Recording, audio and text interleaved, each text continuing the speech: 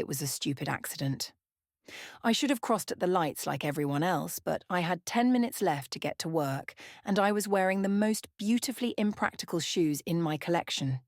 If I didn't hurry, I'd get my wages deducted and get my gorgeous new chrome shoes water-stained. Stupid traffic, I should have left earlier. I thought I could scoot across the road between the pods and cars before the lights changed. I clutched the stem of my umbrella and made a dash for it. The lights must have changed, or someone ran a red in the intersection behind me because a van came screeching around the corner and abruptly accordioned into the car behind me, shunting everything forward all at once. The sharp scream of abused rubber and the shrill crunching of metal told me the whole world in an instant. My heart stopped in fright. The raindrops stopped mid-fall, and the sound kept going. The crash wasn't stopping, it wasn't slowing, and I was between it and the next car.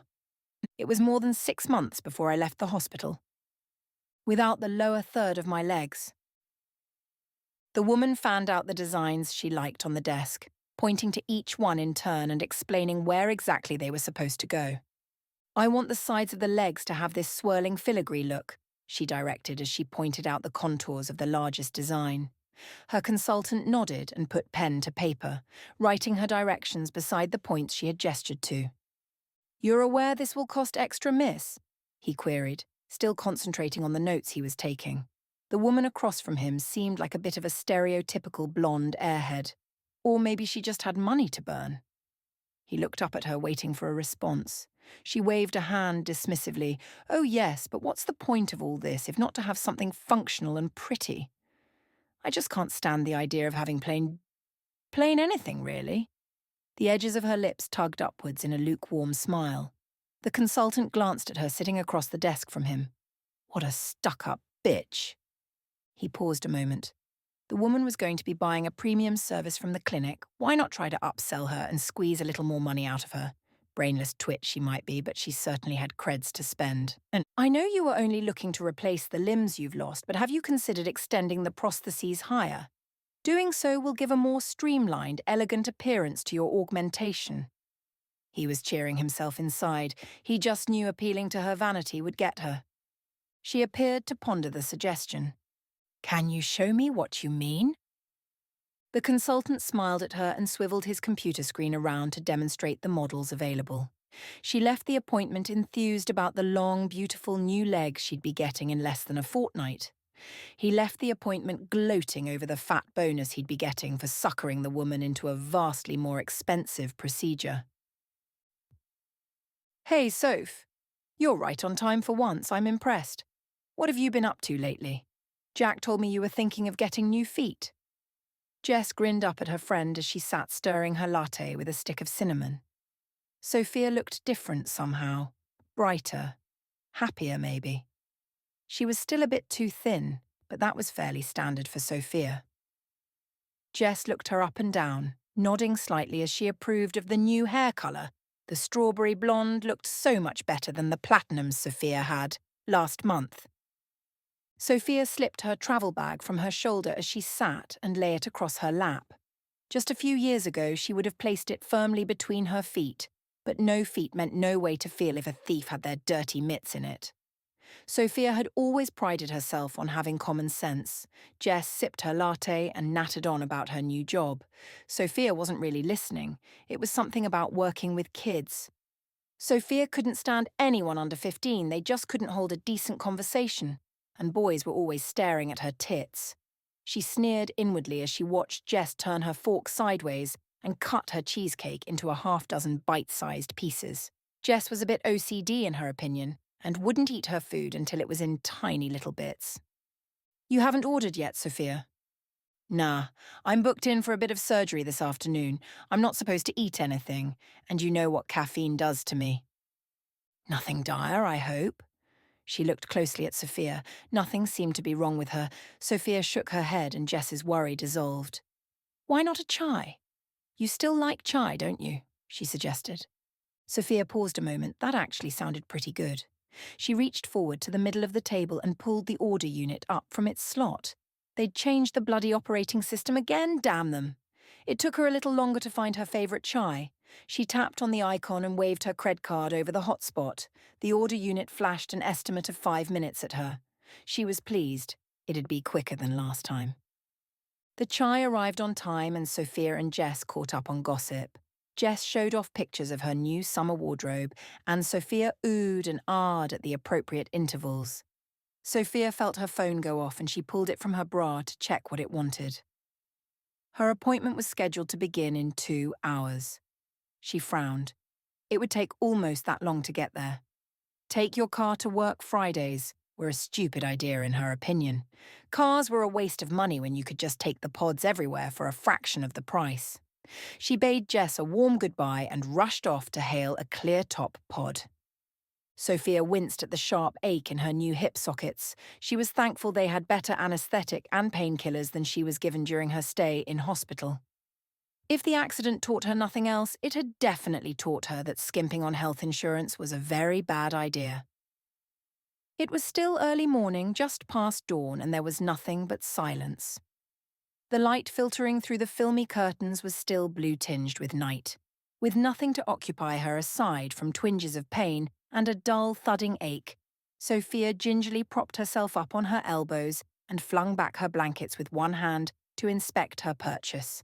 A slow, indulgent smile smeared its way across her face and stuck fast. Her new legs were everything she had specified.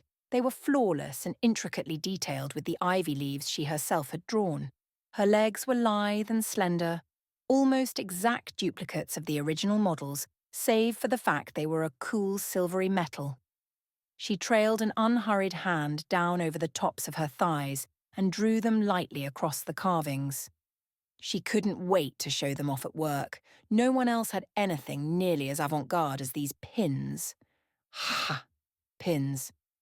How appropriate. They even looked like pins the way they tapered down to pointed toes that shone in the hard morning light. Sophia frowned. Her workmate Lila had recently holidayed in South Korea and done a bit of plastic surgery tourism.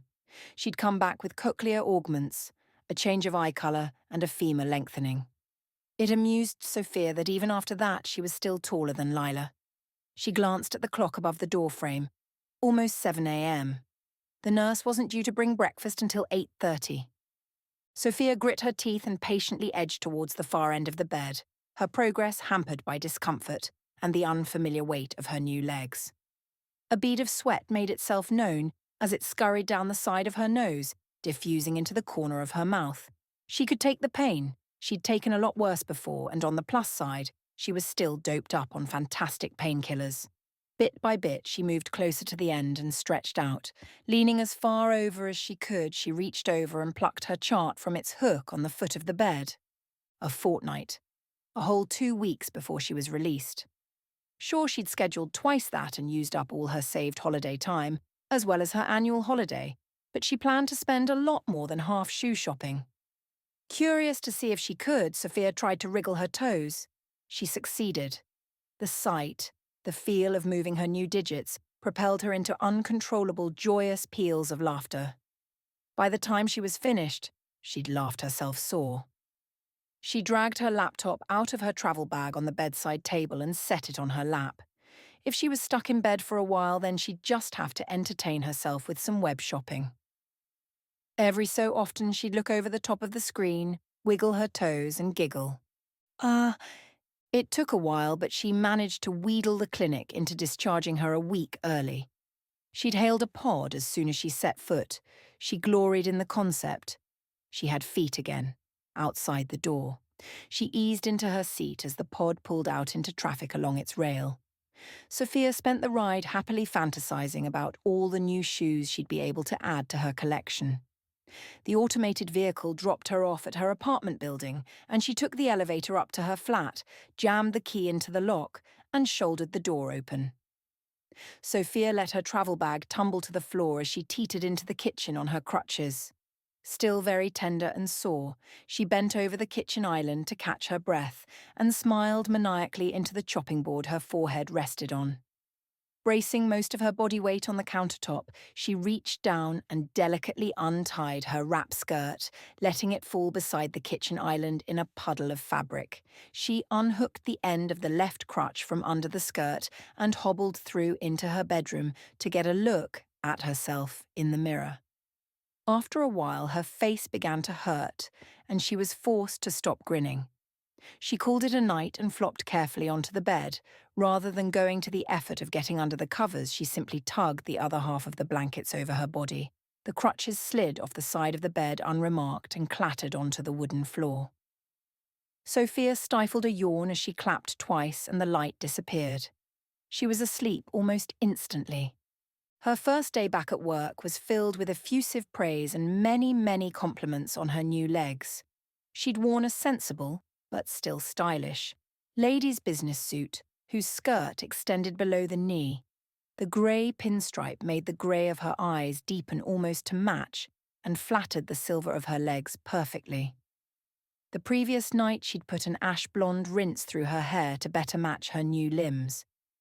Every so often, one of her workmates would bring someone over from another department to show them Sophia's legs. She was quite happy to show off and would slip her feet out of her slightly dented chrome shoes and wiggle her toes at them. They were invariably shocked and delighted by that. She had sent photos to her family as soon as the mild swelling had subsided. She'd worn a miniskirt and told them that the upper section of her thighs weren't part of the prostheses, but simply a detachable casing to make things look nicer.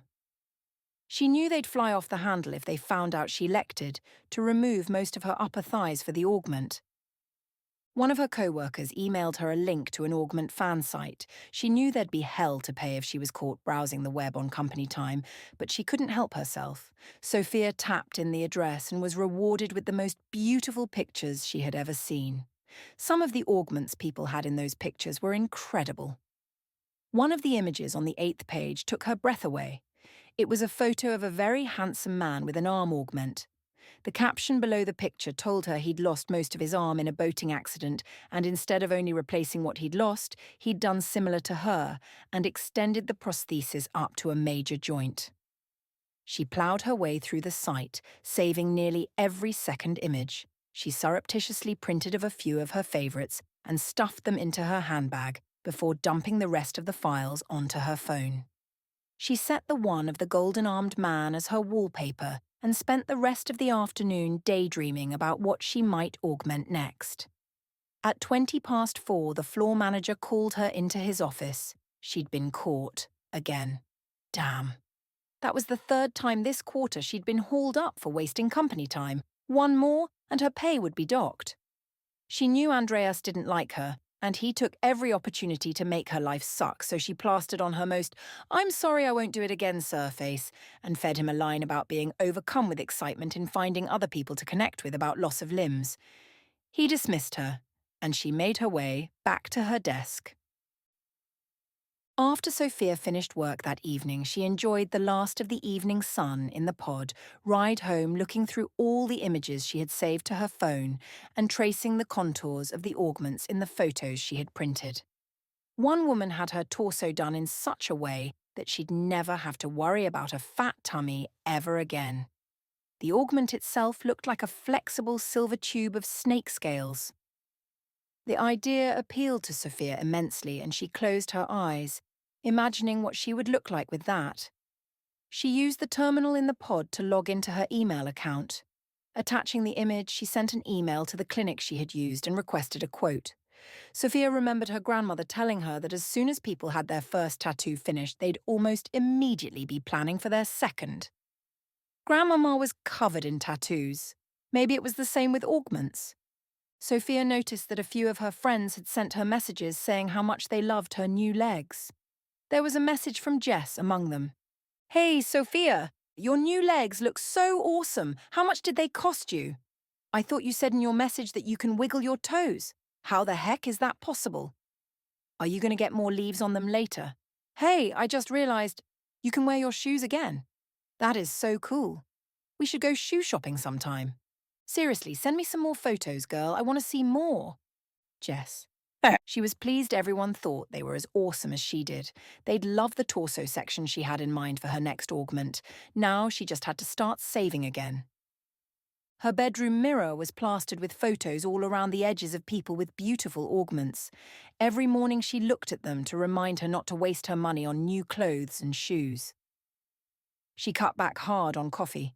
A caffeine habit like hers got expensive very quickly when you were having 3 to 5 cups every day. Every time Sophia felt the urge for a macchiato, she'd snap a rubber band on her wrist until the urge went away. She ended up with having to swap the rubber band to the other wrist and wear bangles to cover the bruise. Sophia stopped going out with friends so often, social drinking drained her wallet dry, and she wasn't prepared to wait any longer than she had to for her next augment. Walking home was out of the question too. Too many shops with beautiful clothes calling out to her. It wasn't long before she reached a decent sum in her new savings. She'd begun putting money away in September 55. It was December now. If she kept saving at her current rate, she would be able to book into the clinic come August 57. While Sophia had loved her grandmama dearly, and her sudden passing was unfortunate and saddening, she didn't complain at the reading of the will. Her grandmother had left her and both of her siblings each a house. Sophia spent a weekend visiting hers. It was old and horribly out of style, but it was in good condition and on the seaside. It was a pity that the sand and salt air would do horrible things to her new body parts. She could already feel the sand working its way into her metal joints. On the overcast Sunday afternoon, Sophia was only somewhat regretful as she stood in the empty canary yellow kitchen and decided to sell it. She fished her cell out of her handbag and slowly dialed her friend Nick. He'd be able to find her a colourblind buyer. At the very least, she'd be able to get her appointment all that much sooner. She locked the house behind her and meandered through the garden back to the pod. The house was sold less than a month later to developers. Sophia stood tender and swollen again before the full-length mirror and admired the new detailing on her hips, the delicate filigree engraving blossoming up from the tops of her thigh section to curl and wend its way around her new pelvis. One of the photos had fallen off, and the fading light of evening glinted orange off her thighs as she bent to pick it up and stick it back on. Each and every scale on her lower torso was perfect and symmetrical. Some of them even had her trademark ivy leaves on them. They almost shimmered as she moved. That was a nice touch. Even the band that housed the merge with her bio body was beautifully crafted and dotted with ivy. Later that night, she polished her legs and pelvis with a clean rag and some car wax as she posted a couple of photos she'd taken to her favourite fan site. The response was explosively positive. A few people even asked which clinic she had her work done at. Sophia was overjoyed that she'd found some approval. She'd come clean to Jess about how far up her silver legs went during a shopping trip the week before her latest surgery. Jess had responded badly. She didn't seem to think they were nearly as wonderful as Sophia did. Amid all the expletives, she'd even heard Jess say she was butchering her body. Sophia had stormed off in rage. There was absolutely and utterly nothing wrong with what she was doing.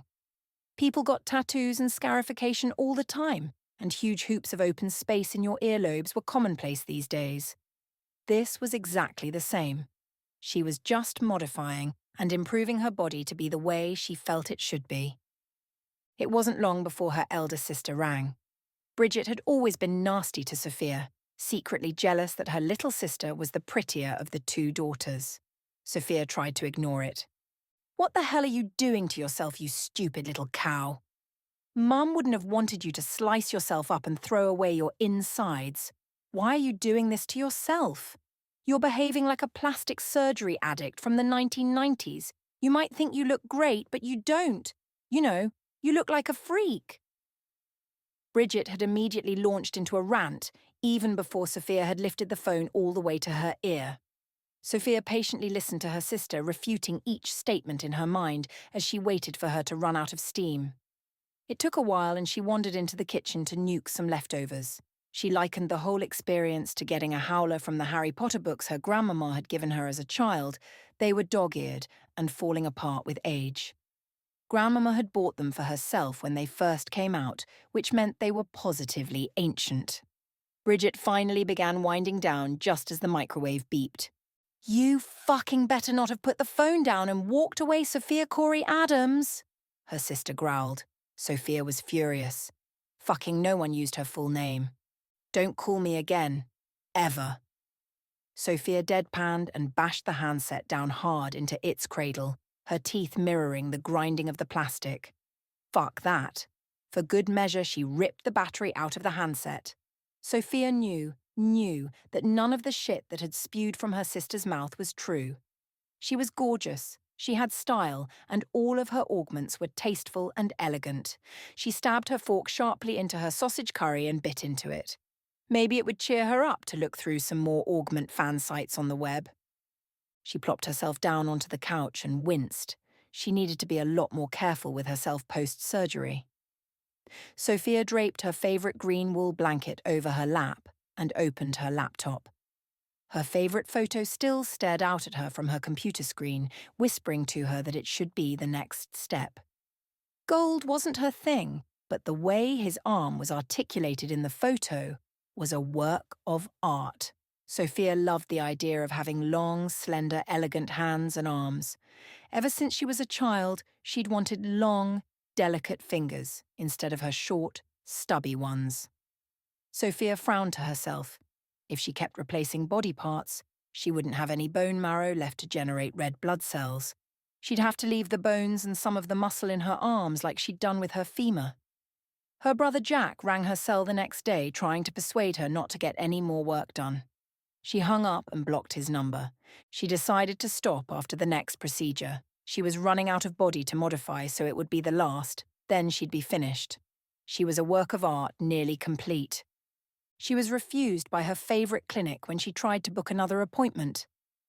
The consultant had been awkward, trying to explain that the staff felt she was becoming excessive in her modifications. Sophia had tried to reason with them, but they just grew more and more adamant that they wouldn't be doing any further elective surgeries for her. She'd gone elsewhere, found a clinic willing to cater to her needs. It was cheaper too, but the location left something to be desired. Seriously, who puts a clinic above the central pod station downtown? It was strange that she'd never noticed it before. She dismissed her few lingering doubts as she rode the elevator up to the 8th floor. The augment she was about to get was far more important. The decor was pleasant and welcoming. The reception looked clean and definitely legit. She strode down the carpeted strip of floor to the front desk. "S. Adams here for my appointment at 2 p.m. The receptionist handed her a tablet computer and asked her to fill out the necessary forms and then sign in. The forms were filled out in moments, and she smiled to herself as she signed the register. Sophia glided across the reception, high on endorphins, and took a seat. The metal heels of her new green velvet shoes rang like bells on the tile with each footfall. She was glad that this would only be an overnight stay. She didn't like clinic food as it was almost as bad as hospital food. She'd had more than enough of that for one lifetime. She ended up staying much longer than anticipated. She'd had a bad reaction to one of the painkillers they were using, and the clinic forced her to stay 3 extra days for observation. It wasn't so bad. As she was staying, they were able to give her better non-reactive painkillers as much as she liked. She was higher than a kite her entire stay. Sophia had a little trouble getting used to the change in force required for her to hold things with her new hands. Their favourite bit of torture was putting a pink ice cream wafer in her hand and only allowing her to eat it if it was unbroken by the time it reached her mouth. She went through 3 packets before she mastered it. She was about to step into a pod the morning of her discharge when she heard a familiar voice call her name behind her. A moment later, she was yanked around by a sharp, nailed hand to her shoulder and was greeted with a vicious slap to the face. Sophia backed away from whoever had slapped her. Her eyes were stinging and watering and she was disoriented. She couldn't see. "You're not even human anymore, Sophia," it was Jess yelling at her in her most shrill voice. "Yes, I am," she hissed as she backed away from Jess. Maybe Jess had hit her head. Stupidity like that wasn't normal for her. "Look at yourself, Sophia. You're more metal than flesh. There is no way that's healthy, mentally or physically. You have a problem and you need to get help. Sophia hadn't heard anything Jess said after not human anymore. It had actually struck her that maybe not everyone thought the improvements she'd made were good things. Not human anymore? What a stupid idea. Of course I'm still human. If you're born human, you can't not be, right? She was on autopilot as she took step after step backwards, away from Jess as she advanced. I am human, aren't I? There was a soft clink as the back of her leg connected with the front of a stone bench. Her mind was elsewhere as she sat down hard. Abruptly, the silver carapace of her new body made a ringing tunk on the stone. Aren't I? Sophia sat there contemplating the matter for what felt to her like hours. Jess was gone when she finally looked up. She began to feel a little pissed off at Jess, then a lot, and managed to work herself into a fury. How dare Jess say something like that to her? Of course, she was still human. Sophia felt wobbly as she stood. It was nothing to do with her perfect limbs, but rather her emotions. How could Jess say she wasn't human anymore? What kind of friend says that? Jess had made her feel like some dirty, ugly creature, and she needed to feel better. Turning around, she walked back to the elevator and returned to the clinic. The receptionist hesitantly booked her in for another appointment.